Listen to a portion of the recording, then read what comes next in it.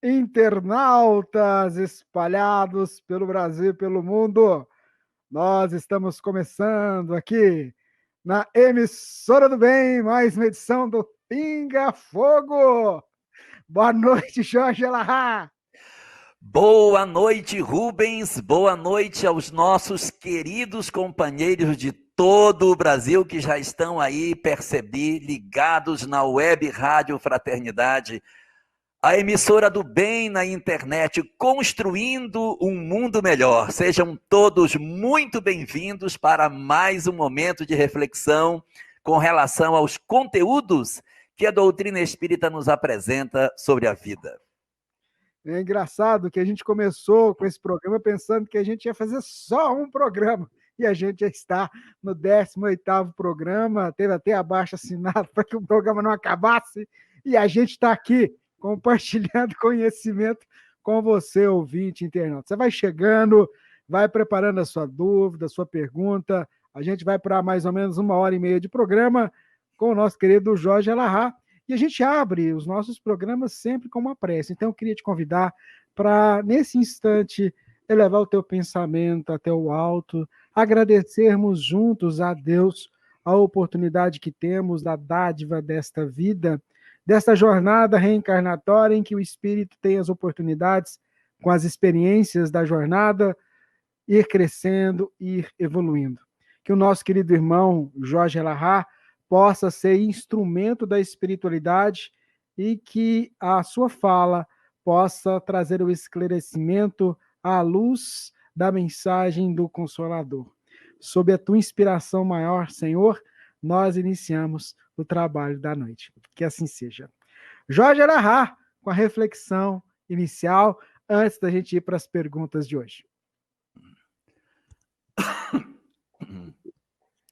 Hoje, Rubens, eu queria comentar um pouquinho sobre um aspecto muito importante, que diz respeito à necessidade de nós mantermos a nossa conexão com o sagrado e com o divino. Aquilo que nós costumeiramente chamamos de prece. Mas eu queria destacar uma coisa um pouco diferente nessa questão da prece, da oração. Queria destacar que ela não se convertesse numa espécie de ritual nas nossas vidas. Como se nós estivéssemos, de repente, num determinado padrão, vamos orar. Eu paro, faço uma oração na expectativa de que isso simplesmente seja condição suficiente para uma conexão com o mundo espiritual, e depois eu volto para o meu padrão anterior achando que eu continuo conectado a Deus. Não.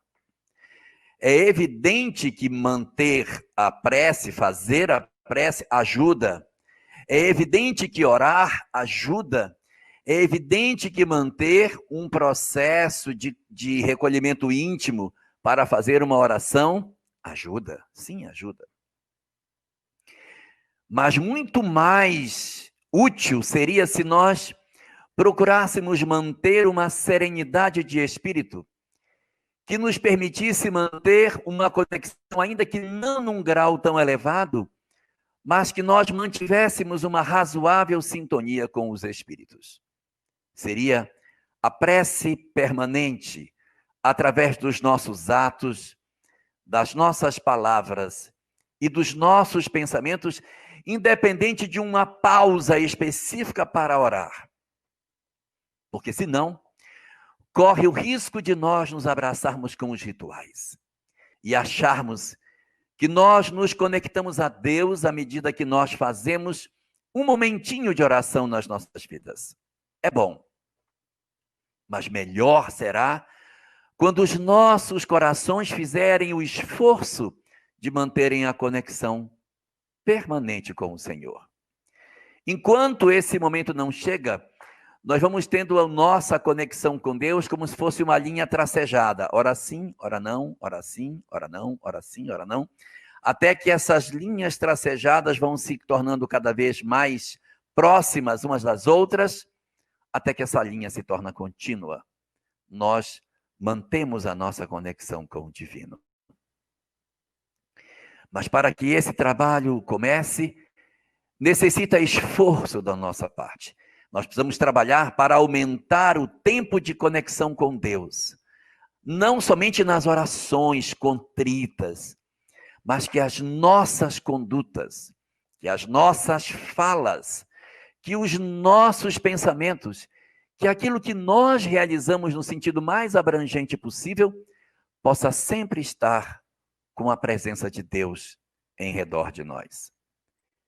Que Deus seja, portanto, a testemunha constante de todas as coisas, o nosso companheiro de todos os momentos, para que nós tenhamos sempre a certeza de que estamos acompanhados do bem e que assim, fortalecidos pelo propósito que Deus nos inspira, podemos trilhar o caminho, mas conectados a Deus, sem fanatismo, sem isolacionismo, vivendo com os homens como vivem os homens, mas com bons pensamentos, com boas palavras, com bons atos, sem pieguismo, mas vivendo de verdade o bem que a gente já pode viver.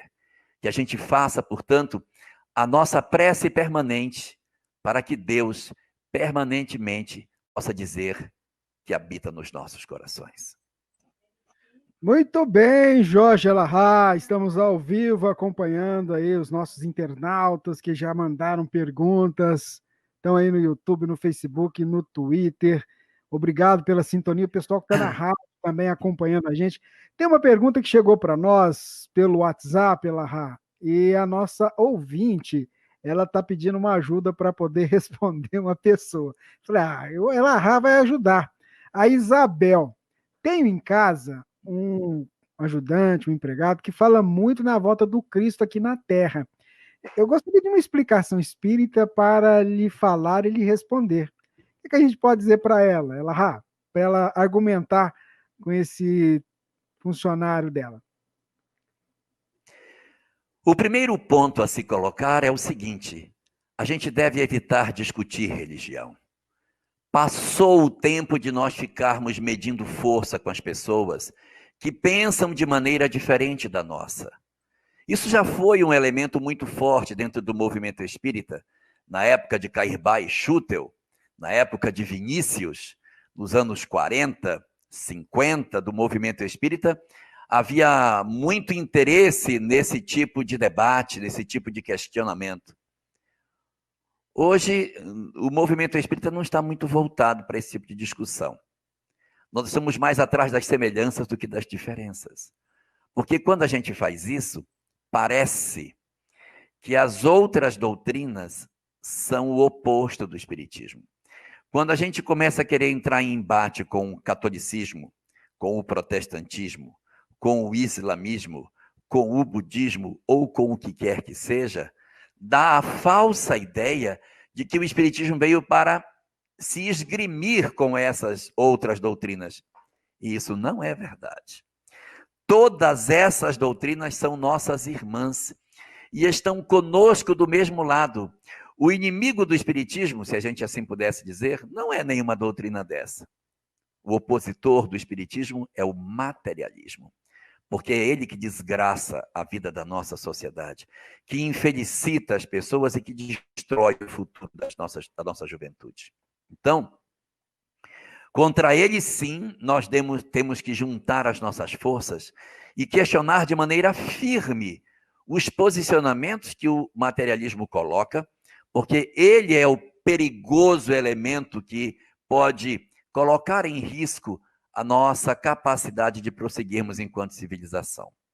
Mas, voltando para a pergunta, considerando que o nosso irmão querido, de uma outra doutrina, mas que também pertence ao flanco que o espiritismo está, que é a grande corrente do chamado espiritualismo, ela questiona a fala dele sobre a segunda vinda do Cristo. Então vamos lá. De fato, no Novo Testamento existem diversas citações que falam que o Cristo voltaria. Eu ouvi uma vez falar, não sei se é verdade, que tem 2.500 vezes essa informação. Não sei se é verdade, acho muito, mas foi uma vez um número que me foi dado. Nunca contei. Mas ela é tão numerosa, ela é tão recorrente, que chega a nos saltar aos olhos e dizer, meu Deus, então deve ser que que isso seja verdade. O que está acontecendo? Então, como pensa o Espiritismo? O Espiritismo pensa do mesmo jeito, que Jesus vai voltar, sim. Que Jesus vai voltar. Mas não sai ninguém, deixa eu terminar a fala. Só que a Bíblia diz que quando ele voltar, todo olho o verá. Então, se todo olho vai ver, ele não vai voltar fisicamente, porque a Terra é redonda. Se estiver num canto, o outro não vê. Como todo olho verá, ele não pode vir em pessoa. A segunda vida do Cristo é na forma ideológica. É na forma de uma corrente de pensamento que vai trazer as verdades que ele dizia, retomando a humanidade de maneira definitiva. O Cristo volta, porque ele foi. Quando é que ele foi? Quando nós perdemos a conexão com o perdão, com o amor ao próximo, com a pureza de alma, com o desprendimento dos bens terrenos. E ele volta quando? Ele volta quando a terra despertar para a necessidade do amor ao próximo. Ele volta quando a terra descobrir a importância do perdão. Ele estará de volta entre nós quando nós falarmos da necessidade de amarmos uns aos outros, quando nós nos entendermos como filhos de um mesmo Pai, quando a sua mensagem tomar a terra por inteiro e nós dissermos: a única solução que existe para os dramas humanos é o amor. Nesse momento, o Cristo estará de volta. E o que nós percebemos são os clamores da chegada dele. Nós já percebemos as primeiras notas da chegada do Cristo, porque a humanidade não aceita mais aquilo que aceitava no passado. Até 100 e poucos anos atrás, nós comprávamos e vendíamos pessoas no Brasil. Pessoas. Nós comprávamos pessoas.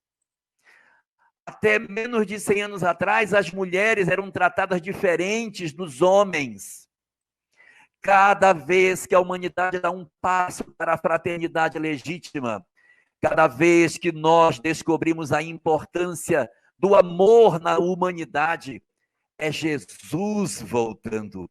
É a tomada por inteiro da sua mensagem. Ele está voltando, sim, não como pessoa, mas uma doutrina extraordinária que não tem fronteira. A psicologia está falando que o perdão é importante. A medicina está falando que o perdão é importante. Os médicos, que são até materialistas, dizem que é importante perdoar. Estão descobrindo que a fé é importante. E o pessoal da autoajuda vem falar as mesmas coisas. E o Espiritismo nadando de braçada nisso, falando da reencarnação, da imortalidade. As ideias espiritualistas tomando todos os espaços. As experiências de quase morte, falando que a morte não é o fim de todas as coisas. Esse é Jesus de volta.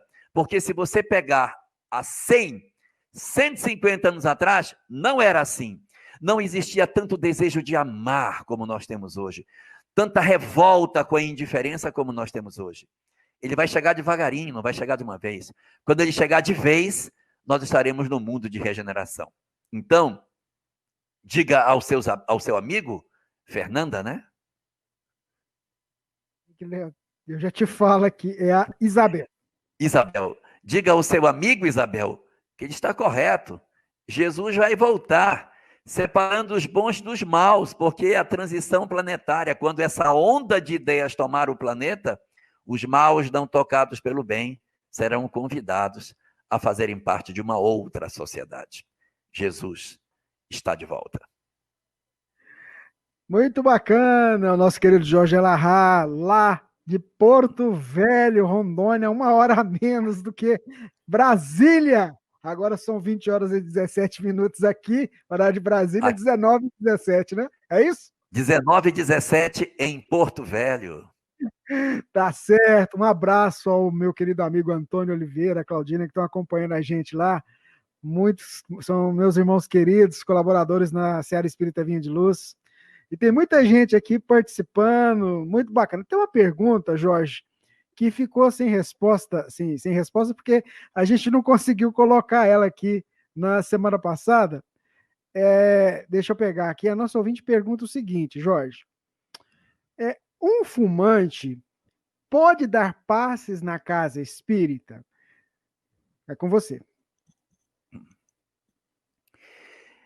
Poder pode, mas não deve. Porque quando a gente fala assim, se a pessoa não pode, é porque é impossível. Não, ela tem braço, ela tem o pensamento, ela pode. Não deve. Por que não deve? O problema não é com o fumante, o problema é com todas as questões onde as viciações físicas roubam as nossas energias.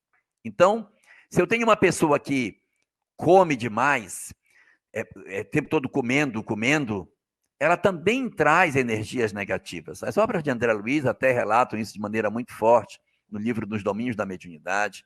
O glutão, a pessoa que come muito, o estômago cheio de coisas dentro, como que os fluidos ficam mais pesados. A pessoa que usa o álcool, a mesma coisa. Ela também fica encharcada dessas substâncias. E qual é o problema específico da nicotina? A nicotina é uma substância, e eu não estou criticando, mas é uma substância que ela age de maneira dupla no organismo. Ela tem um efeito benéfico e tem um efeito maléfico. Qual é o efeito benéfico dela? Ela reduz a ansiedade. Por isso que a pessoa, quando fica nervosa, ela fuma mais, porque a nicotina vai no cérebro e se conecta em determinadas posições cerebrais que reduz os níveis de ansiedade. Então, quando a pessoa para de fumar, ela fica nervosa. Não, ela não fica, ela fica normal. Aquele é o estado normal dela. A nicotina inibe as verdadeiras percepções do indivíduo. Então, ela tem uns bloqueadores emocionais. A nicotina faz bloqueio de determinadas conexões. Do mesmo jeito que ela reduz os níveis de ansiedade, que ela faz com que a pessoa se asserene, ela também bloqueia os canais da mediunidade. Do mesmo jeito que quando eu tomo o álcool conecta e bloqueia os canais da mediunidade, a mesma coisa vai acontecer com a nicotina. Ela retira a minha natural conexão, porque eu estou alterado. É como se a pessoa dissesse, olha, eu estou tomando um remedinho que o médico me passou para depressão. O que esse remédio faz? Esse remédio ele vai lá e faz uma conexão no cérebro em determinadas áreas. E isso promove uma alteração de humor. Essa alteração de humor é positiva, porque o medicamento é exatamente para isso. Mas essa conexão, ela ocupa exatamente os locais onde as conexões da mediunidade se fazem. Então, você fica semi-bloqueado. Então, a razão da questão da nicotina, do tabaco, do tabagismo, é porque ela tira o processo de plena conexão espiritual e o segundo é por conta das conexões no sentido do corpo. Todas as viciações corporais, elas são indesejáveis, porque elas levam o indivíduo a ter um excesso de conexão física e as conexões com o espiritual estão prejudicadas. Quando você diz assim, eu não consigo ficar sem, é porque a gente, na verdade, está com a nossa relação física muito ligada com determinadas questões. Não sei se vocês conhecem uma história do Gandhi, com relação ao garoto que era diabético. Vou contar rapidinho. A mãe levou um garoto diabético para que o Gandhi dissesse para ele não comer açúcar, que ele não obedecia a mãe. Ele disse, traga o menino daqui a 3 meses. Ela levou, depois de 3 meses ele botou o garoto no colo e disse, meu filho, não coma açúcar, açúcar faz mal, não faça isso. Aí a mãe disse, mas foi para isso que você fez eu esperar 3 meses? Por que não disse para ele para não comer açúcar lá atrás? O Gandhi olhou para a mãe e disse, é porque eu estou há 3 meses sem comer açúcar para poder ter autoridade para falar para ele que comer açúcar faz mal. Então, quando eu estou encharcado de uma substância, eu não tenho autoridade para dizer eu sou liberto. Quanto menos eu consumo determinados produtos, mais senhor de mim mesmo eu sou, mais soberano sobre o meu corpo eu me torno e melhor são as minhas conexões com o mundo espiritual. Muito bem, Jorge Alahá. A gente está seguindo aqui, agradecendo todo mundo. Queria pedir o pessoal que está aí no YouTube para dar o joinha, para que o YouTube propague ainda mais a divulgação do vídeo. O pessoal que está no Facebook, curta também, porque as ferramentas elas utilizam isso. Quanto mais curtida, quanto mais joinha, mais ela vai posicionando a transmissão e aí a gente dá visibilidade. Tem uma pergunta que chegou aqui da Fátima Rabelo, vou colocar aqui para a Oi. gente. Olha lá, ó. Minha pergunta: existem mundos dedicados ao crescimento do princípio inteligente, monada, como a Terra foi um dia? Uhum, perfeito. Boa noite, Fátima. Boa noite, boa noite a todos os nossos companheiros também de Salvador que estão ligados na Web Rádio Fraternidade. É um prazer estar aqui, Fátima, e o comandante que está lá, meu comandante, marido dela. Uma boa noite para vocês. Bom, com relação a essa questão da evolução, sim, Fátima, o universo é infinito. Se ele é infinito, nós não tem fim. E, evidentemente, existem muitos, mas muitos planetas que, nesse momento, estão servindo para o processo de desenvolvimento das ligações iniciais, do surgimento das primeiras expressões do crescimento, do desenvolvimento, da evolução dos espíritos na condição de mônadas ainda. Sim, isso existe. A Terra já foi, passou por esse período, se desenvolveu, depois criou aquele conjunto de formas teratológicas, como é colocado no livro A Caminho da Luz, e conseguimos alcançar a condição nominal, e estamos hoje numa nova etapa.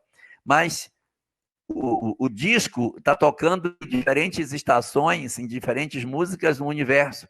Aqui nós estamos numa fase, outro lugar, muito na frente, mas existem, evidentemente, muitos, mas muitos lugares do universo em que a vida está surgindo agora.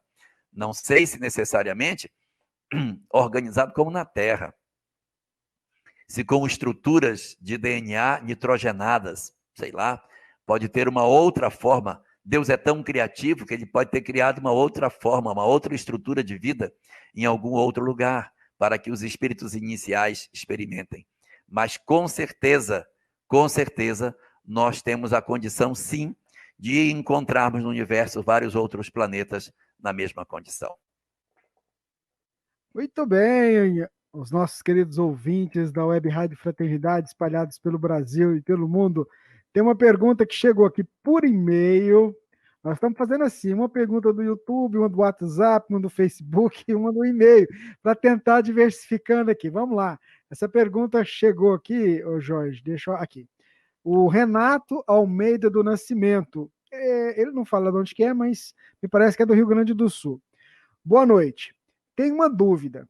De 1900 até 2020, em 100 anos, aproximadamente 6 bilhões foram encarnados. Já que estamos em 7 bilhões e meio, pode-se dizer que esses espíritos estão encarnando pela primeira vez na Terra? É o Renato Almeida do Nascimento. Boa noite, Renato. Essa questão é uma questão muito recorrente. No livro Entender Conversando, se eu não me engano, é a pergunta número 26. Não tenho certeza, mas acho que é a 26. Mas é nessa obra, Entender Conversando, Emmanuel diz que o número de espíritos vinculados à Terra são de 20 bilhões. Algumas outras pessoas falam de 30 bilhões. Pouco importa, porque o universo é infinito, a hora que quiser, vem mais para cá ou sai daqui, pouco importa.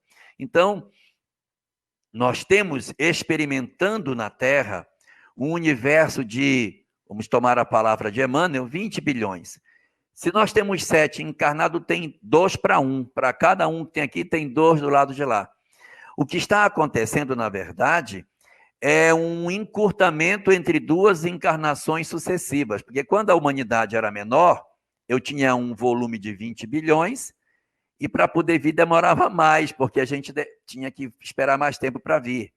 Naquela época, a expectativa de vida era mais curta, então a gente desencarnava mais cedo, então dava para voltar mais cedo. E aí a gente tinha muitas encarnações de curta duração, que era o que acontecia no passado. À medida que a medicina foi melhorando, a expectativa de vida foi subindo, nós fomos melhorando essa condição, e aí, hoje nós estamos com uma expectativa de vida muito mais elevada, nós estamos hoje numa condição bem mais satisfatória, e essa dinâmica do desenvolvimento vai fazendo com que você fique com mais pessoas na Terra, porque o pessoal não desencarna, vai aumentando a população. Mesmo a gente tendo menos filhos do que no passado, a população cresce porque a expectativa de vida está aumentando. Então, o tempo entre duas encarnações sucessivas acaba reduzindo. E aí, voltando aí na questão colocada pela Fátima, a esposa do nosso comandante Roque, né? Então, é assim que vai acontecer, Fátima. A evolução vai começar em algum lugar nas mônadas lá atrás. E a gente vai se desenvolvendo, e quando chegar na condição que a gente está hoje, a expectativa de vida já está tão grande que aí vai acontecer isso que o Fernando está... Fernando? Não, como é o nome dele? É Fernando. Renan. Renato. Renato. Estou com o Fernando na cabeça hoje. O que o Renato estava perguntando, ou seja, os espíritos continuam evoluindo e a expectativa de vida cresce. E aí nós temos, na verdade, um número que é o mesmo, não dá para dizer que é a primeira encarnação desses espíritos, porque nós não temos, o mundo espiritual não fica vazio quando a gente encarna, tem muita gente do lado de lá na fila esperando a chance de vir. Então, não são a primeira encarnação desses espíritos, está havendo um crescimento progressivo do número de encarnados e, consequentemente, muita gente aqui já voltou várias vezes, inclusive nós. Enquanto ela já toma um copo com água para ir refrescando, se hidratando, deixa eu agradecer aos nossos amigos que estão aí no Brasil, na França, nos Estados Unidos, na Espanha, na Itália, na Noruega, em Portugal, Japão, na Rússia, na China.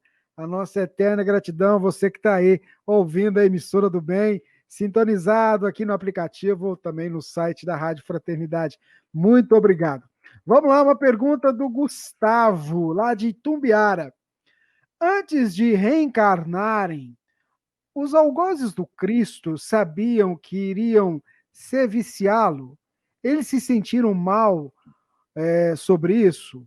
Pergunta do Gustavo, da cidade de Itumbiara, bem aqui na divisa com Minas Gerais, no estado de Goiás. Boa noite, Gustavo. Os algozes do Cristo não sabiam que seriam eles os autores. Porque se houvesse um determinismo para o mal, eles não teriam culpa nenhuma. O que acontece é que quando você tem uma situação de um conjunto de espíritos com um determinado comportamento, você olha assim, isso aqui vai dar confusão. Vai dar confusão. Isso aqui não vai dar certo. Não é que você é um profeta, mas você olhando as variáveis que você tem, isso aí não vai resolver tão cedo. Então, determinados conflitos que a gente tem hoje na Terra, hoje, a gente vê o noticiário e diz, se isso for verdade, isso vai dar uma confusão tão grande. Isso não vai se resolver tão cedo. Se isso que está sendo mostrado for verdade, não for uma fake news, isso vai inflamar a humanidade de uma maneira que vai dar muita confusão. Eu não preciso ser nenhum espírito superior para ver isso, mas eu não sei quem é que vai fazer a confusão. Mas eu imagino que se as pessoas têm um determinado comportamento e uma notícia é veiculada, muitos se abraçarão com ela e partirão para a violência, para a agressão, para uma série de condutas equivocadas.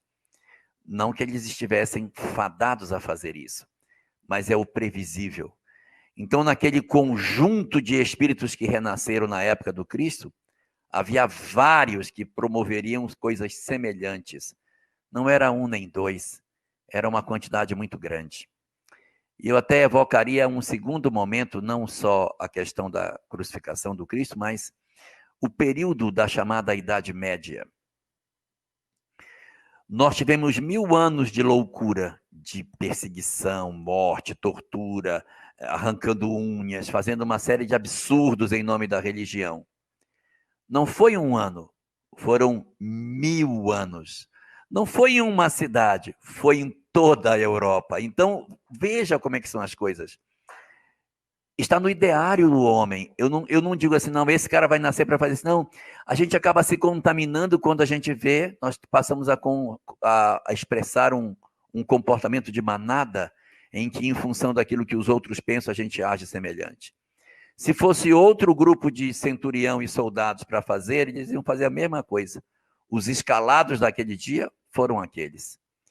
Então, a circunstância, na verdade, ela não se modificaria, porque a forma de pensamento do Império Romano era muito semelhante, dificilmente seria distinto se fossem outras pessoas. Para se ter uma ideia, no Salmo 22, aparece uma sequência de 18 versículos na qual o rei Davi faz uma profecia sobre a desencarnação do Messias. E lá está a crucificação 1000 anos antes. Nem Roma existia. Ele fala de transpassar mãos e pés, fala que tirariam sorte sobre a sua túnica, fala que repartiriam entre si seus vestidos. E o mais impressionante, o primeiro versículo desse salmo é: meu Deus, por que me desamparaste? Mostrando para nós que a frase na cruz não era, na verdade, uma fraqueza, era uma lembrança de uma profecia antiga que se cumpria no cenário do Calvário, naquela tarde de sexta-feira. Como é bom a gente estudar, a gente refletir, a gente aprender, né, trocando ideias como essas que a gente está tendo a oportunidade de fazer aqui com o nosso querido Elahá. Vamos para mais uma pergunta que chegou pelo YouTube. Vamos postar aqui. Nosso querido Henrique, segundo a nossa visão espiritual atual, como devemos enxergar os animais e nossas condutas perante eles? Alimentação, teste, submissão ao homem e etc. Um abraço ao Henrique. Boa noite, Henrique. Sua preocupação é muito válida, mas isso faz parte de um processo de amadurecimento nosso. Se nós formos trabalhar como é que os nossos antepassados na pré-história viviam, a gente vai ver todo um mecanismo muito agressivo com relação ao nosso processo de alimentação. Nós temos uma dentição de carnívoros, nós temos um conjunto de características que fazem com que a alimentação carnívora seja muito presente na nossa alimentação, e não é só numa cultura, nas várias culturas do planeta. Então, isso indica para nós que não é fruto de um processo de orientação cultural, mas é fruto de uma ancestralidade que a gente possui, porque povos sem comunicação nenhuma tinham uma alimentação muito semelhante. E à medida que a gente foi se desenvolvendo, foi criando mais inteligência na nossa sociedade, infelizmente, nós fomos ampliando o nosso nível de crueldade. E nós passamos a ser ainda mais perversos no processo de alimentação, no processo de utilização dos animais, como carrega para transporte de carga, para desenvolvimento de produtos, né? O coelho é usado para pingar o shampoo, para ver se o shampoo irrita o olho, é no olho do coelhinho que a gente testa. Então, essas experimentações, essa certa indiferença com a dor dos animais, marcam um estágio no qual o conhecimento intelectual se desenvolveu, mas a moral ficou para trás. E o que nós temos visto nos últimos tempos? Uma preocupação com isso. Então, existe um germe que está brotando e as pessoas estão questionando sobre alimentação, sobre uma série de coisas. Quando o Rubens ele era da juventude espírita, se falava muito sobre a gente não comer carne. Isso era muito comum na época que ele era jovem, dizer, olha, alimentação com carne não pode ter. Então, existiam muitas pessoas no movimento espírita que procuravam ser vegetarianos naquele período, mas sabe qual era a justificativa? Nós não deveríamos comer carne. Olha a justificativa, porque a carne do animal, ela possuía fluidos pesados. Então, quando você ingeria a carne do animal, aquele fluido pesado ficava em você. E isso iria lhe atrapalhar espiritualmente, porque ficava com aquela carga negativa da morte do animal. Perceberam o raciocínio? Ninguém está preocupado com a morte do bicho, não. Se eu pudesse matar o bicho e tirar esse fluido pesado, ele não fazia mal matar os animais, porque ninguém estava com o foco no outro, estava com o foco em si mesmo. Mas a discussão hoje do movimento espírita, iluminado até por aquilo que as novas discussões têm feito, não é mais essa. A discussão é que é É crueldade com o animal. Ah, mas é uma delícia. É, mas é crueldade. Não se deve fazer porque é crueldade. Então, a nossa humanidade ela está toda aparelhada para uma alimentação fundamentalmente carnívora. Para desmontar esse processo, vai tempo. Mas alguém vai ter que ser a ponta de lança nesse sentido. Então, de repente, nós poderemos ser esses elementos para começar a mudança de que a nossa alimentação ela não precisa ser dessa forma que ela é. E para que a gente faça essa transição, talvez a gente não faça essa mudança de forma brusca, mas a gente vai fazendo um processo de redução progressiva, até para a adaptação do mercado a uma nova realidade econômica de consumo menor de carnes. E isso deverá ir acontecendo, reduzindo progressivamente isso. Existe a questão da vitamina B12, que só a proteína animal possui, o nosso corpo não, como toda vitamina, a gente não produz. Tudo que é vitamina é o que tem que ser ingerido. E a gente precisa de B12, e para conseguir B12 com alimentação animal, alimentação vegetal é difícil. Então, você carece de uma proteína animal para repor as cargas de vitamina B12. Nós temos que encontrar uma solução para essa questão de maneira fácil, para que isso aconteça. Mas nós temos que caminhar para esse nível de sociedade na qual a gente enxergue os nossos irmãos, os animais, de uma maneira mais humana, menos cruel. E aí eu deixaria aqui um pensamento que a Svenja sempre usa quando ela fala sobre essa questão, e eu gostaria de terminar minha fala com o pensamento dela. Sede para os animais aquilo que os anjos são para vós. A nossa querida doutora Svenja. Ó, tem um material que a gente transmitiu no último sábado, que foi justamente sobre a questão dos animais, um seminário com ela, foi produzido pelo Oceano Vieira de Mello, no último sábado à noite. Está no YouTube da Rádio Fraternidade, então você pode acessar lá, assistir ele novamente. Olha, um conteúdo fantástico, a Svenja trabalha muito bem esse tema e com certeza a lembrança do Elahá foi muito positiva. Vamos para mais uma pergunta aqui, que chegou para a gente. Essa aqui é boa, Elahá. Olha só, chegou.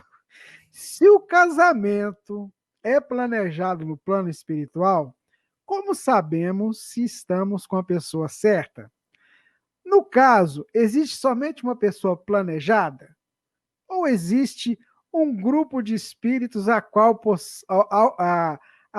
podemos ter um casamento? Essa pessoa fez essa pergunta aqui para a gente ajudar a entender. Ok, vamos por partes. Vamos primeiro para a parte da programação, porque ela colocou duas perguntas, uma programação com vários, e a primeira pergunta que é... Ó, ela perguntou assim, ó, como sabemos se estamos com a pessoa ok, como certa? saber se está com a pessoa certa e se programa com vários? São duas questões numa só. Vamos começar pela programação. Vamos lá. Naquilo que a doutrina espírita diz, a programação ela ocorre para um só. Você não sai programado com step. Ó, você vai, mas se der errado, tem aquele cara ali. Não, a gente sai com uma programação para realizar. O que não quer dizer que nós só tenhamos um amor da nossa vida encarnado junto de nós, próximo de nós. Embora você renasça programado para um, você pode andar rodeado de outros.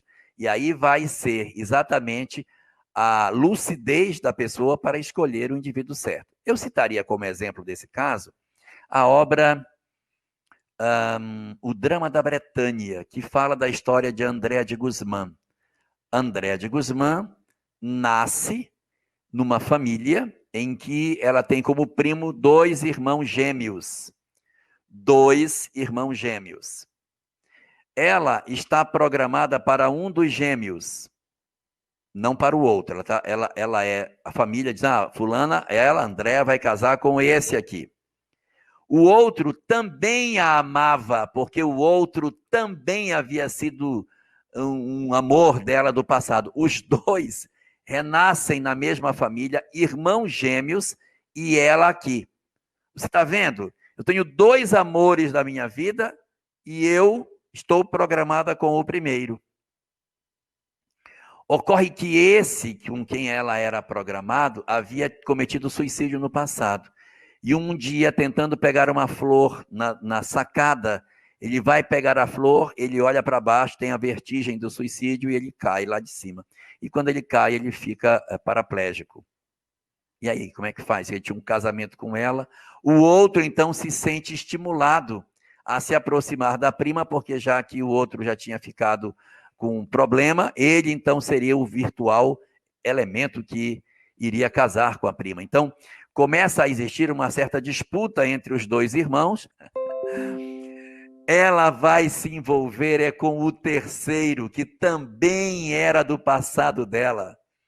O terceiro, que é um vizinho, que aparece na estrada, ela se envolve com ele, e o romance vai se estabelecer nem com o primo prometido e nem com o primo que queria tomar o lugar do irmão, é com o terceiro que apareceu depois, é que vai ser o elemento com quem ela vai sentir uma atração enorme. E embora ela não o amasse, ela diz, sinto um magnetismo terrível, uma atração indescritível, e ela acaba vivendo uma relação tórrida com esse rapaz, mesmo ela dizendo, eu não o amo, mas eu não resisto. E acaba acontecendo esse tipo de situação. Então, respondendo a sua pergunta, não, nós estamos programados para um, o que não quer dizer que só um venha. Você pode renascer cercado de vários companheiros do ontem. E, além desses, podem aparecer alguns do hoje, indivíduos com os quais nós nunca tivemos relacionamento no passado, mas por algum tipo de circunstância, a gente acaba desenvolvendo uma nova relação que não necessariamente tem raízes nas nossas outras encarnações. Nem todas as relações conjugais obrigatoriamente se dão com pessoas que nós conhecemos no passado. Se não, se eu conheci no passado, do passado, no passado, do passado, no passado, não ia ter começo nunca. Então, uma hora a gente começa um relacionamento dessa ordem. Então, a primeira pergunta sua, essa é a resposta. A segunda pergunta, como sabemos se estamos com a pessoa certa? Não dá para saber. Não dá para saber. Porque às vezes a pessoa certa, ou melhor, a pessoa programada, pode não ser aquela que nos faça a mais feliz do mundo, mas pode ser a que está programada para nós. Então, não há nenhum tipo de elemento para garantir isso. Talvez uma forma que a gente possa ter da sensação de que estamos ligados a alguém espiritualmente é o sentimento de compromisso que a gente tem. Porque às vezes a relação ela desgasta, esgarça, e você diz, chega, vou embora, aí dorme durante a noite, quando acorda, você não vai embora não. Bichinho, tadinho, não é tão ruim assim. Por quê? Porque durante o sono, a gente sai e tem a chance de encontrar com os nossos mentores, relembram o passado, relembram os compromissos, acordam as nossas almas para as nossas responsabilidades, e quando a gente acorda de manhã, diz, vou dar mais uma chance para esse cara. E aí, quando a gente percebe, a gente sente que algo dentro da nossa alma como que grita. Mas, excetuando essa questão espiritual, não existe nada no físico que possa garantir isso. Ah, eu sou mais próspera com esse, então é esse. Nada garante. Ah, eu tenho mais atração física por esse. Pode não ser. Eu me sinto mais cúmplice do outro. Pode não ser o programado. Nada garante. Nós temos que, portanto, observar as nossas vidas e procurar, tanto quanto nos seja possível, escolher de maneira correta para evitar feridas, machucamentos e dores desnecessárias para a nossa existência. Mas muitos casamentos são feitos com almas que se gostam, mas que têm uma dificuldade enorme de conviver. Então gera um conflito entre gostar e não gostar. A gente ama, mas se machuca, mas não consegue ficar longe dessas pessoas. E é nessa dinâmica que a gente vai aprimorando o nosso sentimento e nos tornamos assim, no futuro, casais com melhores condições de relacionamento. Muito bem, Jorge, excelente colocação. Tem uma pergunta, Jorge, dos nossos internautas que estão participando da transmissão via TV Secal lá de Florianópolis. Um abraço para todos que estão nos acompanhando. Rubens, cada vez que você faz uma pergunta, você cita um canal diferente. Que bom, né? É bom, nós estamos progredindo. O pessoal está gostando. Essa pergunta, ela tem muito a ver com uma notícia que chegou hoje também, né? Eu vou ler a manchete só para você ter uma ideia. França aprova aborto até os 9 meses de gestação. Então, a pergunta vai nesse sentido para que você comentasse, e a pergunta que não chegou, para que você comentasse do ponto de vista espiritual, né? Como é que fica uma questão sobre uma legalização do aborto num país, como ele deu o exemplo aqui, né? Dessa notícia que saiu hoje, a França. Bom, a primeira coisa que eu gostaria de destacar é que quando uma legislação permite que algo possa ser feito, ela não está nos obrigando a fazer isso. O fato de nós termos uma legislação que permita o aborto não quer dizer que as mulheres grávidas vão continuar, vão agora ser obrigadas a terem a sua gestação interrompida. Farão uso da lei aqueles que assim quiserem. Então, às vezes, eu observo, isso aí é minha posição pessoal, observo muitos movimentos preocupados com a legislação, como se nós tivéssemos que impedir que a legislação existisse. Nós temos é que fortalecer as pessoas para que, independente da legislação, elas não se sintam atraídas para usar determinados instrumentos legais para aquilo que se sabe que não seria a melhor opção para as nossas vidas. O que quero dizer com isso? Que nós devemos nos concentrar em destacar a importância da vida e não as manifestações que são contrárias, que são às vezes até agressivas, que agridem, que ofendem, porque nós não podemos usar as armas do mal para defender o bem.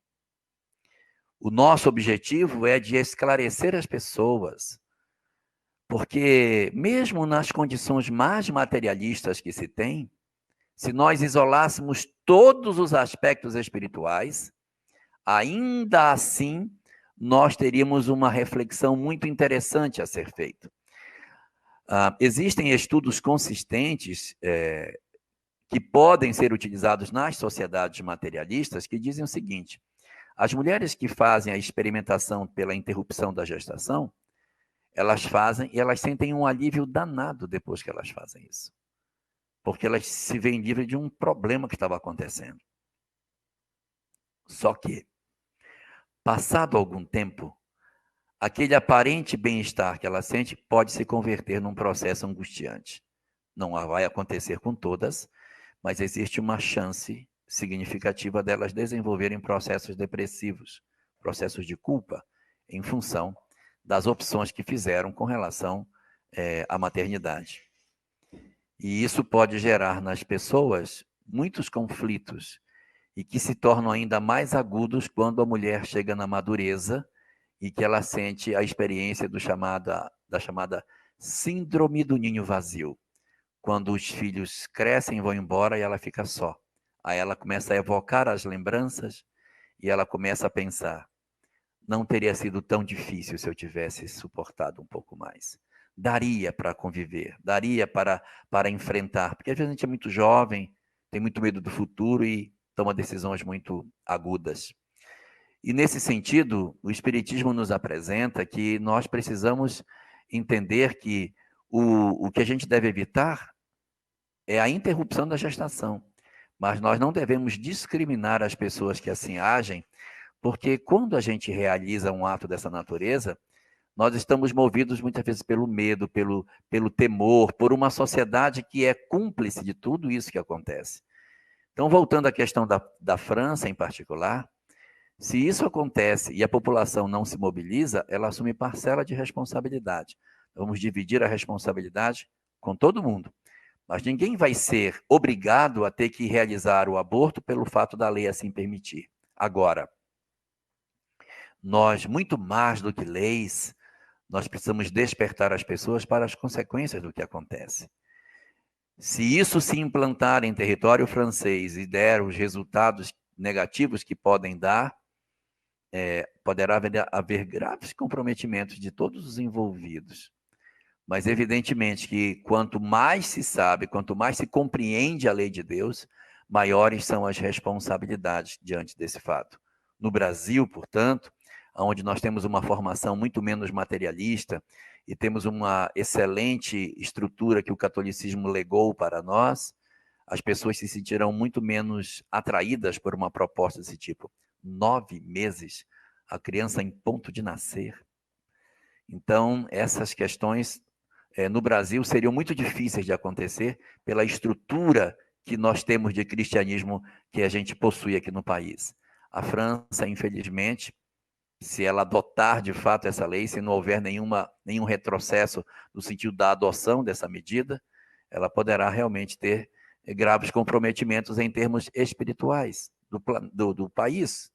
Não falo das pessoas em si. As pessoas em si, logicamente, mas a sociedade que se torna cúmplice desse processo também passa a integrar dentro da lei de causa e efeito um daqueles que deverão se reencontrar com a história para refazer os seus pontos de vista equivocados.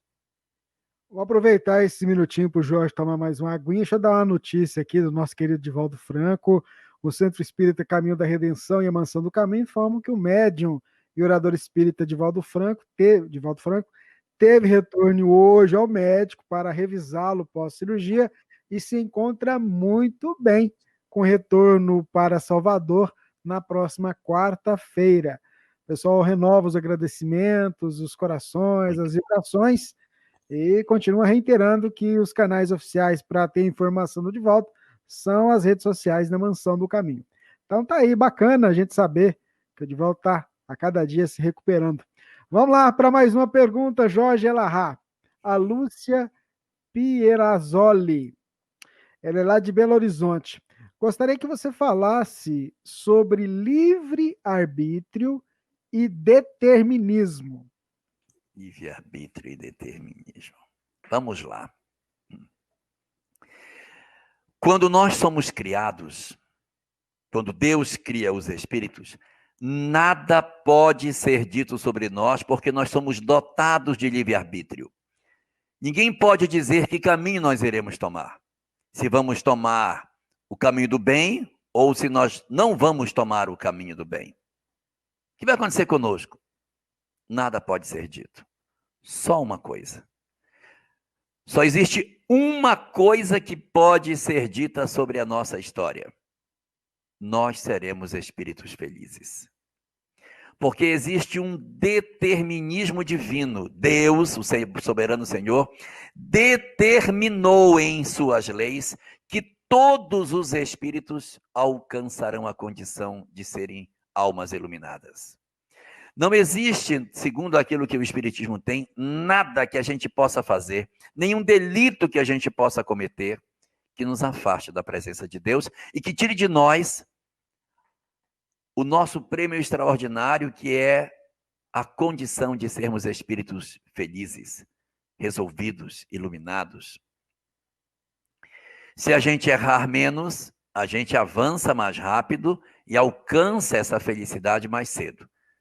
Se errar mais, retarda a marcha, pisa nos mesmos caminhos, marca passo, de certa maneira, em algumas áreas. Não dá para marcar passo em todas as direções, mas em algumas áreas a gente fica ainda patinando, em outras avança, porque a gente sempre está crescendo pelo menos em uma área, mas a gente acaba retardando a marcha, mas vai chegar nessa felicidade de maneira mais tarde, mas chega. Ou seja, todos nós temos um encontro marcado com a felicidade. A hora desse encontro, quem decide sobre nós, que é o nosso livre-arbítrio. Então, isso é o único determinismo que nós temos. Agora, falemos do livre-arbítrio em si. O livre-arbítrio, segundo o Espiritismo, ele é pequenininho quando o espírito nasce. E à medida que a gente vai vivendo, ele vai abrindo. Quanto mais eu conheço, mais o livre-arbítrio alarga. Quanto mais eu sei, mais eu consigo agir, tanto no bem como no mal. Quando abre, abre para os dois lados. Quanto mais conhecimento eu tenho, mais eu sou capaz de agir no bem, mais eu sou capaz de agir no mal. O conhecimento intelectual, ele não é moral. O conhecimento intelectual é uma inteligência. E quanto mais eu conheço, mais possibilidades eu tenho. Mais possibilidades. Eu vou conhecendo e vai abrindo. Vai abrindo. Vou tornar claro o que eu quero dizer. Se eu pegar um homem das cavernas, um Homo erectus, e disser para ele, faz essa ferramenta aqui para eu poder atacar um animal, ele consegue fazer. Porque ele é capaz de fazer. Eu digo, agora faz uma bomba atômica para... Não sei fazer. Por quê? Porque ele não consegue nem fazer muito mal, porque ele está travado pelo conhecimento. E nem muito bem. E não faz nem muito mal e nem muito bem, porque ele não tem conhecimento intelectual. Então, evoluir do ponto de vista intelectual é ampliar as condições do nosso livre-arbítrio. Quanto mais eu sei, mais eu enxergo possibilidades, mais opções e caminhos eu vejo e mais derivações eu possuo, tanto para o bem como para o mal. Isso é o que acontece com o conhecimento intelectual. Como se o conhecimento intelectual fosse uma dimensão. A gente vai crescer numa dimensão específica, a dimensão do conhecimento intelectual aqui. Quanto mais eu sei, mais isso abre. E o conhecimento moral? O conhecimento moral permite que eu use o que eu já posso fazer. O conhecimento moral me dá a condição de usar toda a extensão do meu livre-arbítrio ou não. Quanto mais eu acerto do ponto de vista moral, quanto mais eu faço de maneira correta o uso do meu conhecimento, mais eu posso usar do meu livre-arbítrio. Eu aprendo, alarga. Eu uso bem, fica aberto. Se eu usar mal, mesmo tendo condição, ele fecha. Eu não vou tendo... Não, isso você não pode fazer. Mas eu queria reencarnar. Olha, eu queria reencarnar rico, bonito, famoso, maravilhoso. Mas não pode. Mas não, você poderia. Você tem inteligência que lhe permite que você renasça rico para poder usar o recurso. Você tem condição de ser bonito. Você tem condição de ser famoso. Mas moralmente não dá, papai. Então, você perde a concessão. Conhecimento intelectual abre, e uma vez que está aberto, não fecha mais, porque a gente não desaprende o que aprende. Vai aprendendo, vai alargando. Vai errando, vai apertando, vai afunilando. Tem vezes que a gente erra que afunila tanto que os espíritos, olha, para você só tem essa opção, meu filho. Não, mas eu queria, não tem jeito. Você vai nascer lá em Porto Velho mesmo. Não tem jeito. Mas eu queria praia, sem praia. Eu queria um local fresquinho, calor. Então, você vai perdendo as concessões pelo mau uso. À medida que você vai usando bem, fazendo bom uso, você vai recobrando aquilo que já é seu, porque você já tem condição de ter. Aí você vai, a camisa de força vai afrouxando. Então, o conhecimento intelectual permite o uso daquilo que eu já conquistei, e conhecimento intelectual amplia, sempre amplia, o nosso livre-arbítrio. Essa é a questão que o Espiritismo tem sobre determinismo no fundo de todas as coisas e o caminho para a gente seguir, esse estuário de opções que a gente vai tendo caminhando para chegar ao bom termo que é a nossa felicidade.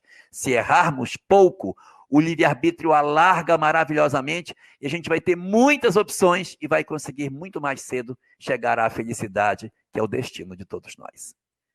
Muito bem, esse é o nosso Pinga Fogo, número 18. Um abraço para os nossos ouvintes, a Ivana Reis, que está aqui, a nossa Elza Rossi. Um abraço a vocês, não só a elas, mas a todos que estão sintonizados conosco aí, acompanhando.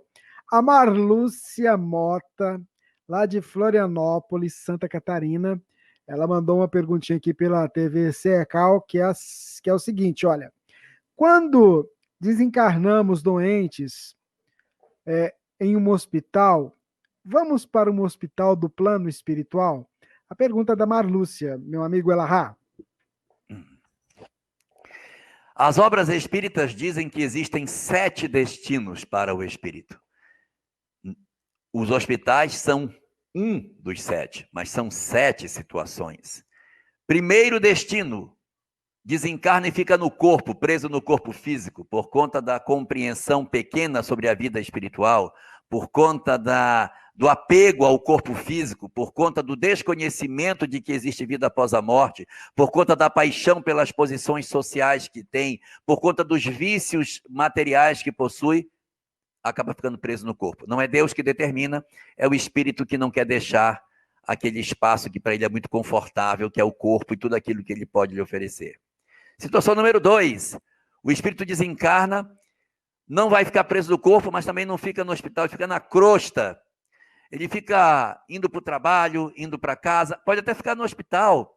Pessoal que trabalha no hospital fala, tem um paciente que desencarnou ali, e esse cara continua andando pelo hospital. Às vezes a gente fica no hospital físico, não vai para o mundo espiritual. Vai para a festa, fica preso no hospital, outros vão para o trabalho, outros ficam em casa, uns ficam perambulando pela rua, perdidos, mas eles não vão para o além, ficam no aquém, ficam andando por aqui pela indiferença, pela incompreensão do mundo espiritual, por ter muita preocupação com a família. E tem aqueles que ficam também fazendo aquele fenômeno que chama de assombração, né? Que são as casas mal assombradas. O que é uma casa mal assombrada? É a casa em que a pessoa viveu durante muitos anos e ela não aceita deixar. Então ela fica ali, se debruça na janela, as pessoas ficam vendo. A pessoa desencarnou e ela continua andando pelos corredores, nos castelos, os castelos mal assombrados. Então tem casa mal assombrada, fazendas mal assombradas, carro mal assombrado, marido mal assombrado, porque a mulher continua agarrada no marido depois da morte. Então fica na crosta, esse é o segundo destino. Terceiro destino, vai para o mundo espiritual, sim. Vai para o mundo espiritual, mas vai para um local muito ruim, chamado trevas, que é diferente de umbral. As trevas é onde vivem os que odeiam, os que têm ódio, os perseguidores, os que têm o coração endurecido, os verdadeiramente maus, os cruéis, os que viciam os outros, os que estão querendo vingança, os que têm sede, que têm muito ódio. Trevas. Assista o filme Senhor dos Anéis, você vai ter uma ideia mais ou menos do que é trevas. Aquele olho de Sauron. Estou dizendo que aquilo existe daquele jeito, mas aquela estrutura social é muito parecida com uma estrutura do ambiente das trevas.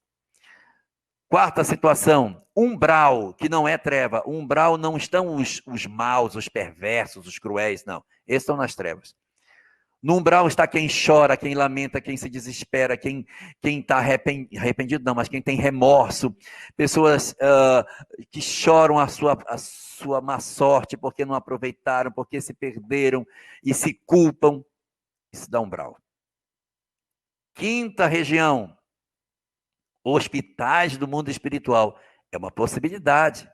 O companheiro que você falou que desencarnou no hospital físico, pode, desencarnando, ir para um hospital.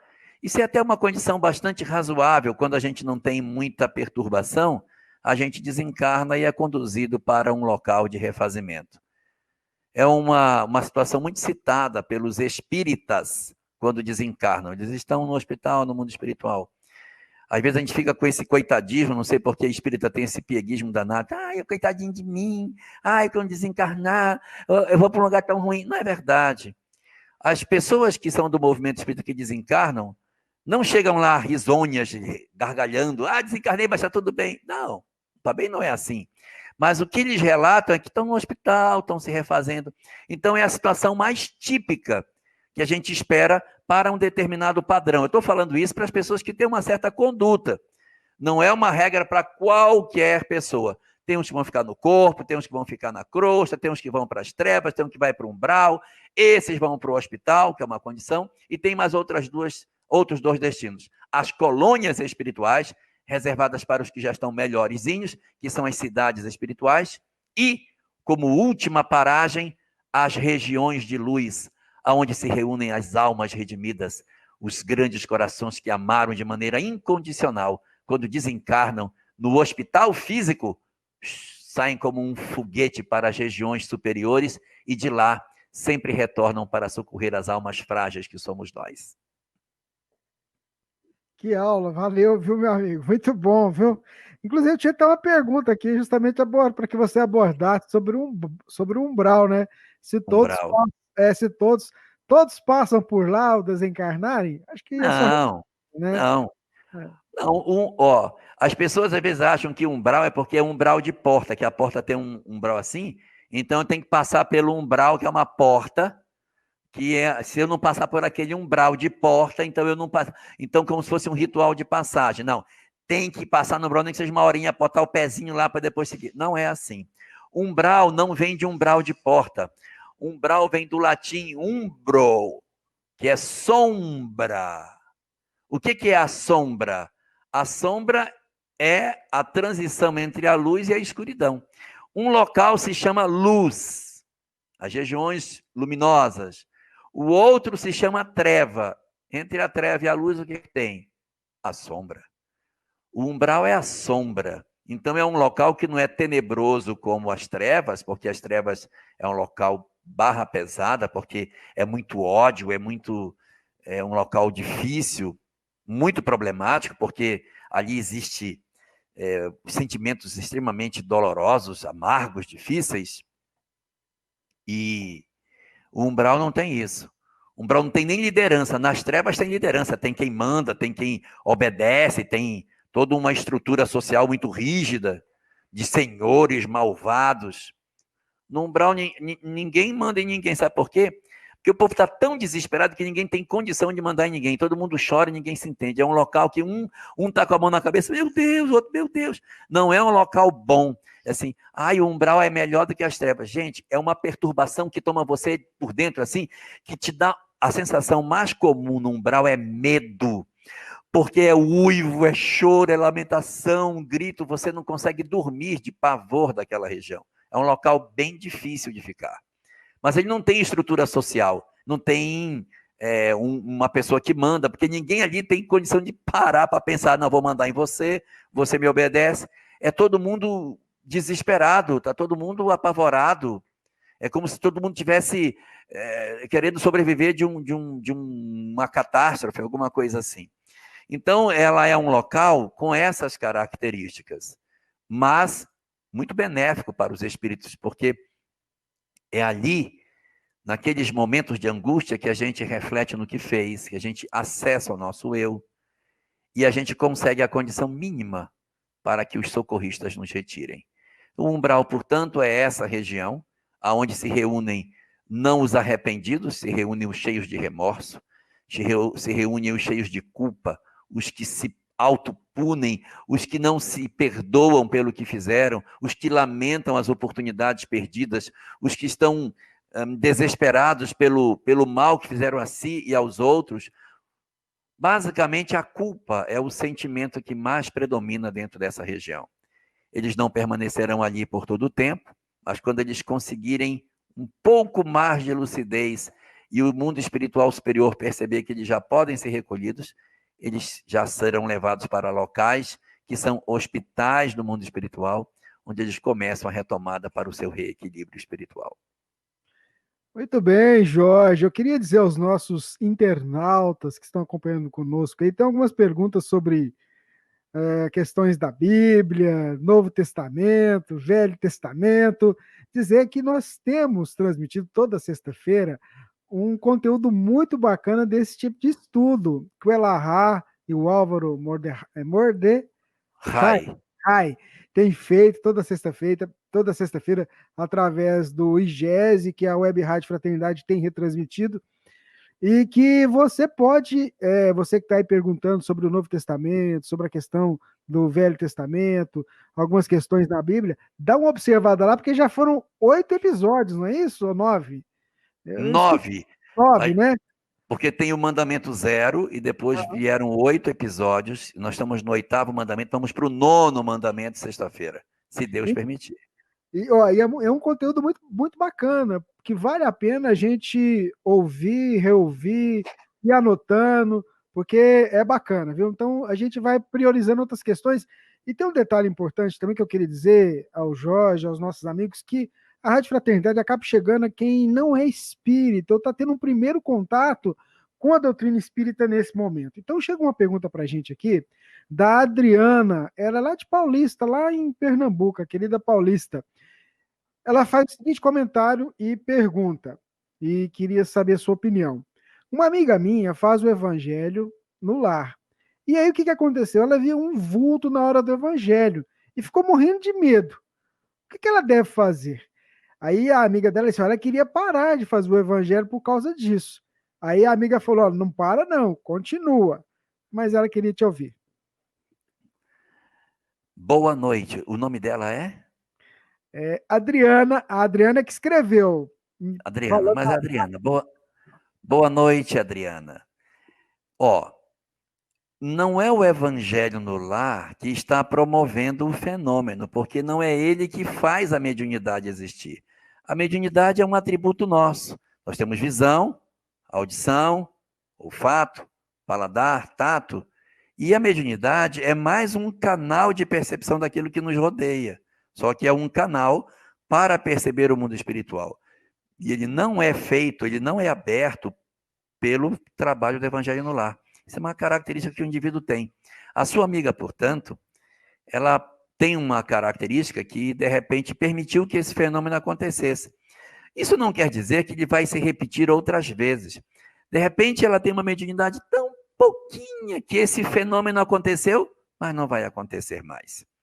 Mas pode ser que esse fenômeno aconteça e venha acontecer novamente.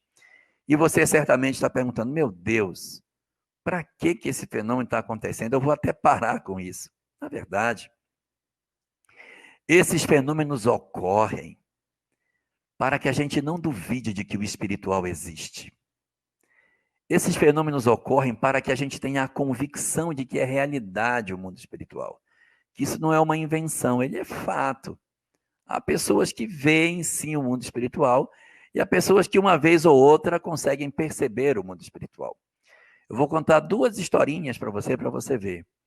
Chico Xavier, o grande Chico Xavier, quando jovem, produziu muitas reuniões de materialização, ou seja, os espíritos se materializavam, ficavam visíveis, até tangíveis, podia tocar nos espíritos. E Chico era um médium tão extraordinário de materialização, que ele chegou a produzir materializações luminosas. Os espíritos se materializavam, ficavam luminosos. Uma coisa linda. Depois de algumas reuniões de materialização que aconteceram, os próprios espíritos se materializaram e disseram, acabou. Nós não vamos mais produzir esse fenômeno. Isso aqui é só para você não ter dúvida de que o espiritual existe. A sua tarefa é outra. Você não veio para materializar espíritos. Você veio para materializar ideias. Ideias. E se realmente Chico tivesse ficado materializando espírito, talvez nós nem estivéssemos aqui hoje. Essa é a primeira história que eu quero contar. A segunda é uma história de Leon Denis, um grande espírita que foi o que tocou o movimento espírita depois da desencarnação de Kardec. Leon Denis conheceu a doutrina espírita muito jovem, com 18 anos. Médium. Tinha uma mediunidade interessante, via os espíritos. E ingressou no movimento espírita para estudar. E à medida que ele foi estudando, ele foi perdendo a mediunidade. Até que chegou uma hora que não apareceu mais nada. Ele ficou não médium. Aí disse, poxa, mas isso que é? Quando eu não conhecia, eu era. Agora que eu conheço, eu não sou. Cadê minha mediunidade? Disseram assim, não precisa mais dela. Ela era apenas um instrumento para convencer você de que o espiritual existe. Agora você não precisa mais. Parafraseando isso de Leon Denis, eu diria para a sua amiga, de repente, isso nem vai acontecer de novo. Isso é apenas para você saber que o espiritual existe. Continue fazendo o evangelho no lar, porque o objetivo dela, assim como para Chico, não é materializar espírito, não é ver espíritos. O objetivo do evangelho é colocar luz no nosso lar. Pense nisso, continue a tarefa e não se preocupe. O espiritual existe sim e é natural a comunicação dos espíritos com os homens. Que legal. Olha quem está aqui. Dá uma boa noite para ela. Meu Deus! Super Eulália Bueno. Meu Deus, que bacana. Seja bem-vinda, Eulália. Que legal. Que bom. Também está aí. Olha a Ivana Raíski, rapaz. Olha a sua responsabilidade está crescendo, hein, cara? Vamos encerrar então, tá? Tá certo. Chega, né? Não, porque com as duas aí é melhor passar para elas as questões. É verdade. A gente vai, quando a gente disse que às vezes as pessoas elas estão tendo um primeiro contato com a doutrina espírita, é, nesse momento que a gente está fazendo aqui, é, chega uma pergunta ou outra, porque às vezes as pessoas não têm um aprofundamento. E aí você fez uma colocação com relação à questão para onde a gente vai ao desencarnar, e o nosso ouvinte Luiz Carlos pergunta: olha, poderia explicar melhor a condição de pós-morte, ficar presa ao corpo? De que forma seria isso? Ok. Vamos lá, Luiz Carlos. A coisa funciona como um processo reflexo. Não é Deus que nos prende no corpo. Somos nós mesmos que fazemos a opção de não sair. É o próprio espírito que não compreende que ele é algo diferente do corpo. Vamos colocar uma situação prática. Digamos que eu seja uma pessoa materialista, eu sou alguém que acho que só tem corpo, não existe espírito, a vida é só isso aqui. A vida é como se fosse uma lâmpada, queimou, tira do bocal e joga fora, e pronto, está encerrada. Mas mesmo que eu não creia que eu sou o espírito, eu sou o espírito, não adianta. Não é porque eu creio ou não creio que a lei vai mudar, eu vou continuar sendo espírito. Daí o tempo vai passando, eu já estou com 70 anos, plenamente convicto de que eu sou o corpo, que eu sou o cérebro, que quem pensa é meu cérebro, que a vontade sou eu. Aí a morte vem e, puf, me colhe. Quando vem a desencarnação, eu continuo pensando. Gente, eu estou pensando, então eu não morri. Eu não morri. Só que veja, Luiz, eu não tenho recurso psicológico para entender que eu sou uma coisa e o corpo é outra. Eu estou tão habituado a achar que eu sou o corpo, que eu digo, gente, esse povo tá querendo achar que eu estou morto. Eu estou vivo, estou pensando, eu estou aqui. Não, eu estou aqui. Eu estou aqui, não me põe no caixão. Não. Então, não é que Deus diga, olha, você não acreditou, pois agora eu vou amarrar você aí. O próprio indivíduo, porque ele não entende que exista outra coisa além da vida física, ele não tem recurso para se desembaraçar. Aí você vai me dizer, mas ele já não reencarnou? Ele já não aprendeu isso outras vezes? Mas o condicionamento que a mente dele recebeu durante 70 anos, dizendo para ele que ele era corpo, é difícil.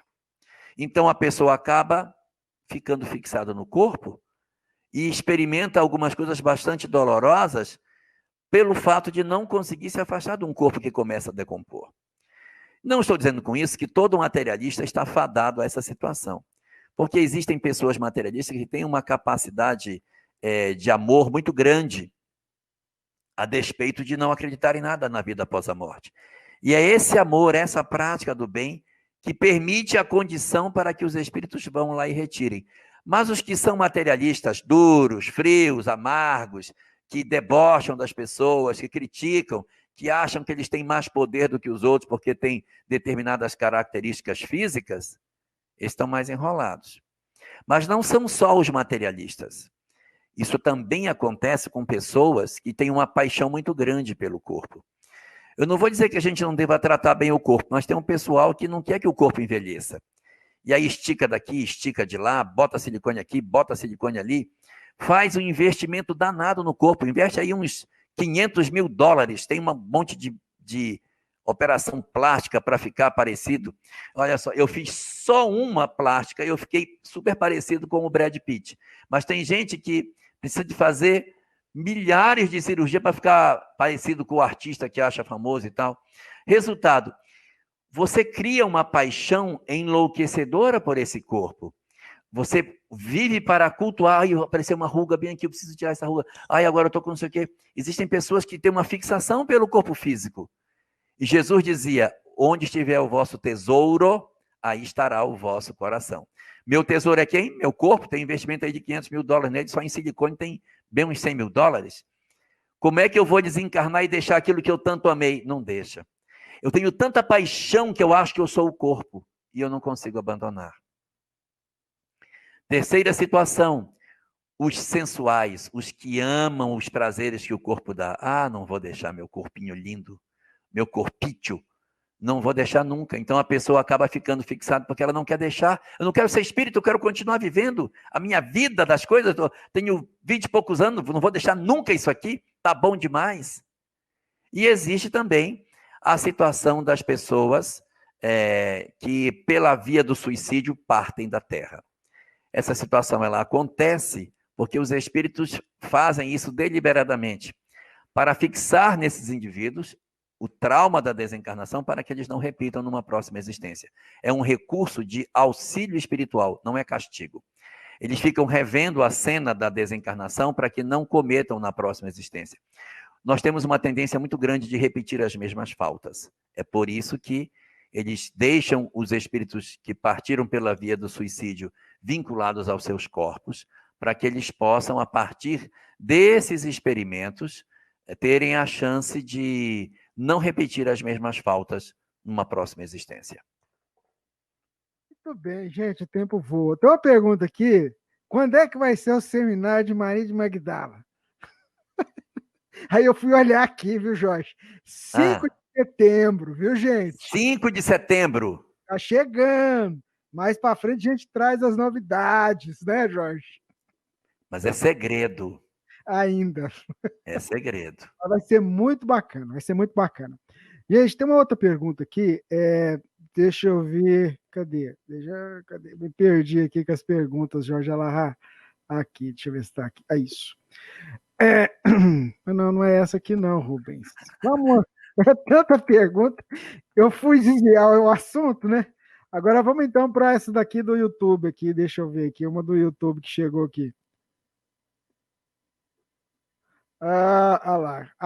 O comentário da Ivana. Não, cadê? Perdi a pergunta. Mas, cadê? Aqui, deixa eu ver aqui. Cadê? Essa a gente já fez. Aqui. Amigo Jorge, não consigo localizar nas obras de Kardec a questão das colônias espirituais. Como podemos afirmar se existe mesmo? Ok. Qual é o nome da pessoa? Carlos. Não, Célio. Célio Miguel. Boa noite, Célio. Realmente você vai continuar procurando e você não vai achar, porque não tem. Não existe referência nas obras de Kardec sobre colônias no mundo espiritual. Essa informação não está lá. Mas se não está, como que a gente pode garantir se ela é verdade? Porque isso faz parte do amadurecimento do próprio movimento espírita.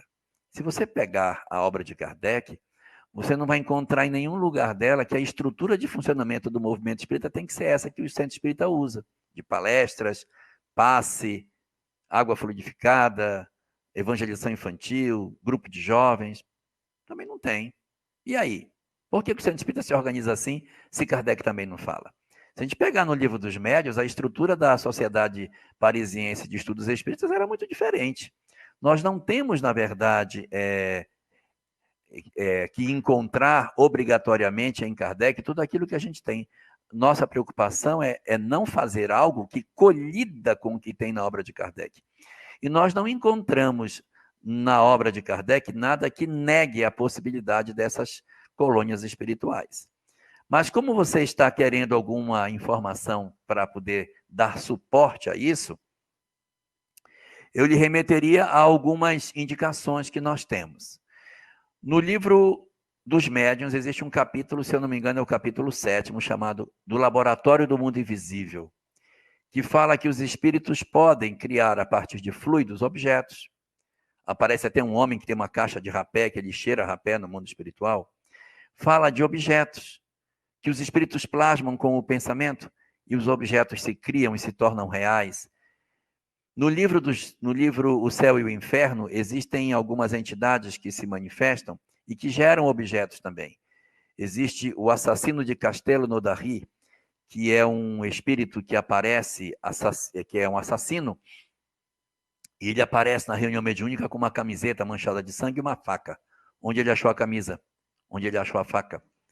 No mesmo livro, O Céu e o Inferno, nós temos uma outra entidade que se manifesta chamada a Rainha de Ud, que é uma mulher que teria sido rainha na região da Índia e que aparece na reunião mediúnica toda vestida como rainha, com seus trajes reais, toda a pompa de uma rainha na reunião mediúnica. Onde ela achou essa roupa?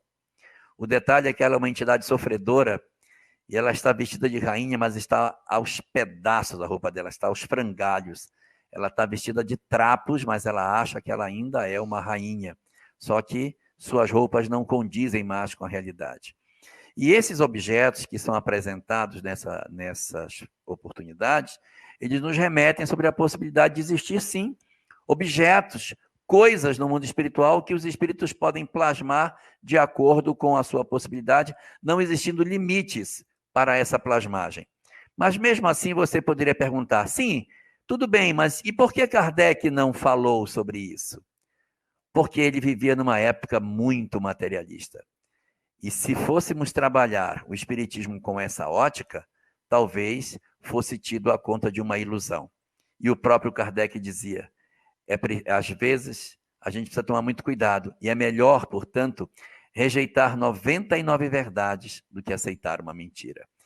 Porque se é verdade que o espiritismo está na lei da natureza, se ele não dissesse que aquilo era verdade, essas informações se implantariam depois. Porque assim é. Aquilo que está assentado na lei da natureza se reescreve. Se apagar tudo, volta a se reescrever. Não era necessário que ele escrevesse todas as coisas para que o Espiritismo tivesse essa leitura. Isso faz parte do amadurecimento que a nossa doutrina vai passando. Muitas novas informações sobre o mundo espiritual nós deveremos receber nos próximos anos, à medida que a nossa compreensão e assimilação das verdades espíritas vão acontecendo. Só para se ter uma ideia, Kardec tem uma mediunidade que ele chama de aparição. O que é que Kardec chama de aparição? É uma situação mediúnica na qual o espírito se torna visível a todas as pessoas, todo mundo enxerga o espírito. E às vezes, esse espírito pode ser até tocado. Kardec chama esse fenômeno de aparição. Sabe como é que o movimento espírita chama? Materialização. Nós não usamos o termo de Kardec, usamos outro. Mas se Kardec tivesse usado o termo materialização, ele teria tido muito problema naquela época. Então ele usa o termo aparição e o movimento espírita depois consagra um outro termo, materialização. Porque agora a gente já consegue absorver com mais nitidez a ideia de que, apesar de não ser a matéria como nós imaginamos, os espíritos se tornam visíveis e tangíveis. Então assim é que as coisas se desenvolvem. A doutrina cresce, está no primeiro capítulo da Gênese, que uma das 8 características da mensagem espírita é que ela é uma mensagem progressiva, ou seja, ela não está encerrada em si mesma, ela cresce cada vez mais e isso é a coisa mais bonita dela. Nós estamos hoje acolhendo um conjunto de verdades, mas os que vierem depois de nós saberão mais coisas do que nós, mas um compromisso tem que ter. Todo tijolo que se junta a esse edifício não pode destruir o que já está construído. Você pode construir novas verdades, mas elas não podem ameaçar as estruturas daquilo que já está posto. Pois então, Jorge, a gente já ia encerrar, mas chegou uma pergunta que eu acho que vale a pena você comentá-la, porque pode ajudar a pessoa que fez a pergunta. E quem fez aborto vai por umbral? Pergunta para o Jorge, por favor. Depende muito da condição do espírito, porque o que vale para nós não é o ato feito, mas é o quanto existe dentro dos nossos corações daquilo que nós fizemos. Existem muitas pessoas que acham que Deus pune as pessoas pelos atos que elas cometem, e não é verdade. Imagine se você pegasse um homem adulto, forte, saudável, que pegasse uma criança pequena, uma criança de 3 anos, 2 anos, sei lá, e pegasse uma faca, e enfiasse essa faca dentro da barriga dessa criança e rasgasse até em cima, até perto do pescoço, e tirasse todas as vísceras dessa criança de dentro, cortasse um pedaço do intestino fora. Um ser que faz uma coisa dessa, merece o quê? Não digo que ele merece, porque eu estou falando de um cirurgião, ele estava operando a criança, E aí ele teve que cortar e tirar as vísceras, porque a criança estava com câncer no intestino. Então, não são os atos que nos medem diante da lei de Deus, é a intenção dos nossos atos. E dentro da intenção dos nossos atos existe a compreensão sobre o que é o certo e o que é errado. Ninguém faz o que acha errado, todos nós fazemos o que achamos certo. E quando alguém decide por isso numa adolescência, não significa dizer que ela faria isso quando adulto, porque nós já crescemos emocionalmente, nós temos uma nova leitura de mundo. Então, junto com toda a lei que a gente conhece, nós temos que aprender que a lei é justiça, mas ela também é misericórdia. E por essa razão, quando alguém comete um delito, ela não tem só uma consequência.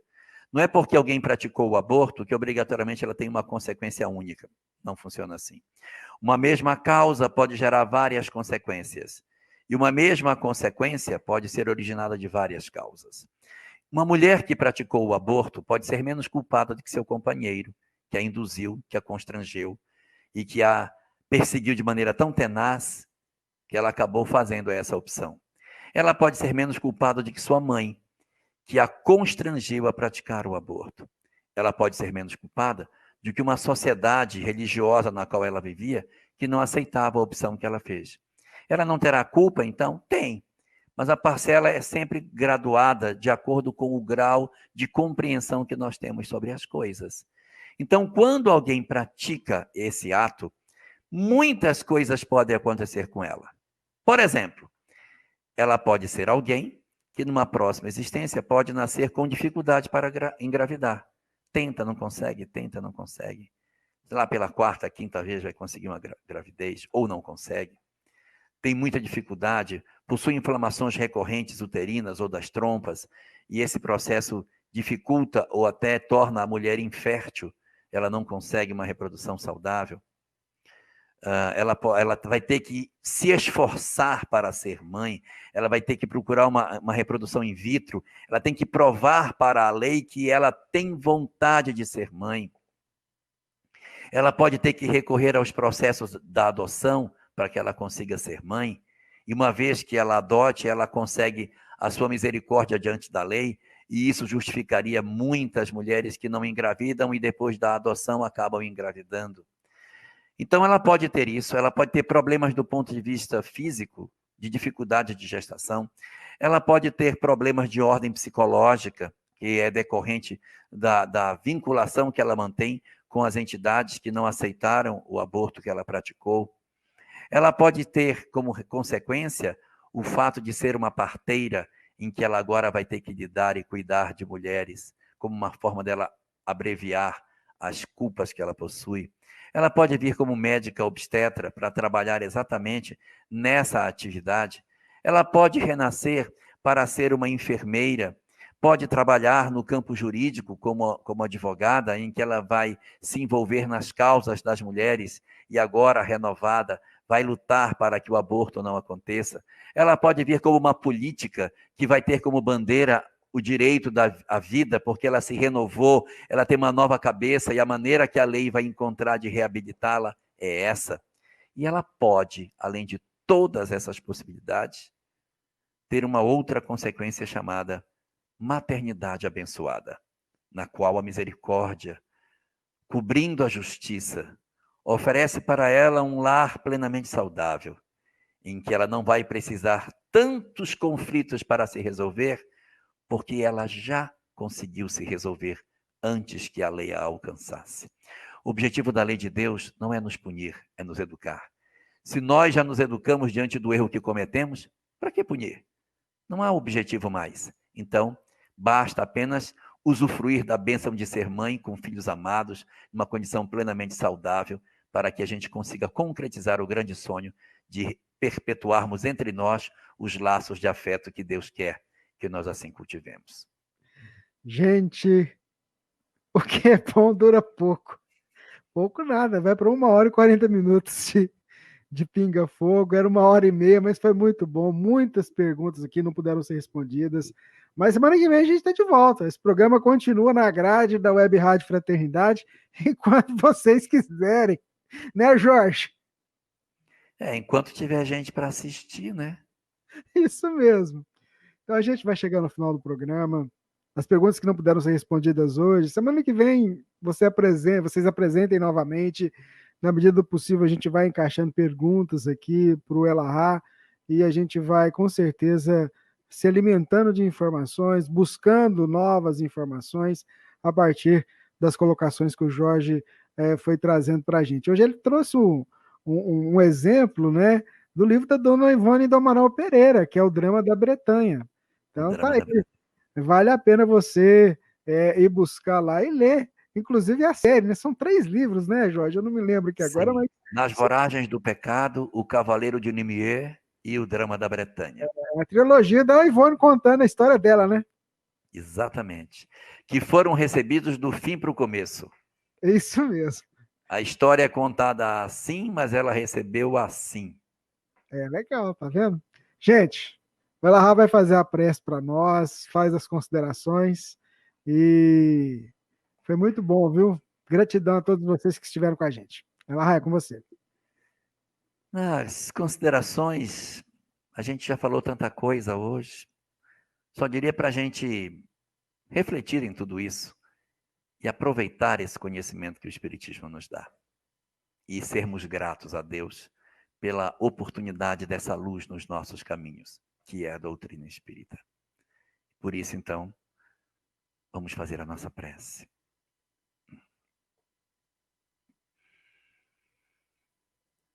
Senhor da vida, Senhor dos nossos corações, divina inspiração dos nossos dias, roteiro das nossas almas, luz dos nossos caminhos. Endereçamos a Ti os nossos corações irmanados na prece, na expectativa de encontrarmos em Ti a misericórdia que ainda nos falta para podermos consolar a nós mesmos dos dramas que realizamos. Comparecemos diante da Tua presença, Senhor, para que Tu nos entregues o beijo da Tua misericórdia divina, de tal maneira que nos tornemos capazes de contemplar as nossas imagens no espelho, sem termos vergonha da nossa própria história.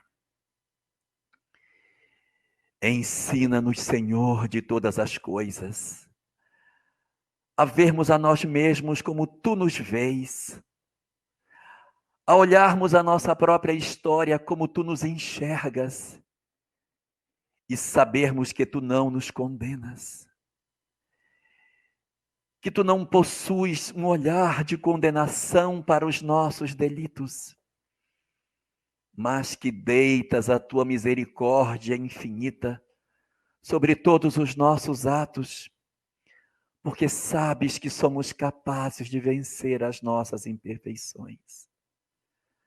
Sabes que as culpas que trazemos dentro de nossas almas decorrem ainda das nossas fragilidades quase infinitas e da dificuldade que temos de vencer o egoísmo e o orgulho que ainda trazemos nas nossas almas. Senhor, ilumina o nosso entendimento, para que não tenhamos vergonha de comparecer diante de Ti, com medo de sermos julgados pelo Teu olhar, mas ensina-nos a entender que Tu nos amas incondicionalmente e que os processos educativos que Tu tens para sanar as feridas profundas que trazemos em nossas almas é a oportunidade de novas experiências para que aprendamos o caminho da luz. Assim, nós Te agradecemos, Senhor, pela Tua não desistência e pelo método doce e educativo que Tu nos apontas, para que nós nos coloquemos de pé diante da Tua lei. Por essa Tua misericórdia sem par, por esse amor infinito que tu apresentas para todos nós. Nós só temos a te agradecer, Senhor. Nós só temos a te dizer muito obrigado e te rogar que tu nos ajudes para que nós sejamos dóceis aos conselhos dos nossos mentores espirituais, que nós sejamos mais capazes de ouvir o que eles nos falam, de sentir a presença desses amigos tão queridos, que a todo instante nos apontam o caminho do recomeço. Dá, assim, a todos nós a serenidade que nos falta para nos levantarmos verdadeiramente e não termos mais vergonha de quem nós somos e nos entregarmos nos teus braços, Senhor, chorarmos o nosso reencontro contigo e sentirmos que somos teus filhos verdadeiramente, que tu não nos rejeitas, que as nossas faltas, os nossos tropeços não têm o poder de nos afastar de ti. Por toda essa compreensão de vida, nós te dizemos simplesmente muito obrigado, Senhor. Muito obrigado. Ajuda-nos a entronizar isso dentro das nossas almas e acender definitivamente essa compreensão sobre nós próprios, para que os nossos dias sejam melhores, para que as nossas noites sejam menos sombrias e que a tua presença se estabeleça de vez dentro dos nossos corações. Por tudo isso, nós te agradecemos profundamente e te pedimos que nos deis uma noite de muita paz, que acerenes as nossas almas e derrames as tuas bênçãos sobre a humanidade inteira. Muito bem. A nossa gratidão a Deus, a esses amigos espirituais que velam conosco, que nos assistem, sempre nos amparam. E a você daí do outro lado, que é a razão da gente estar aqui, compartilhando, aprendendo junto, compartilhando conhecimento. E até semana que vem, senhor Jorge Alahá, se Deus quiser.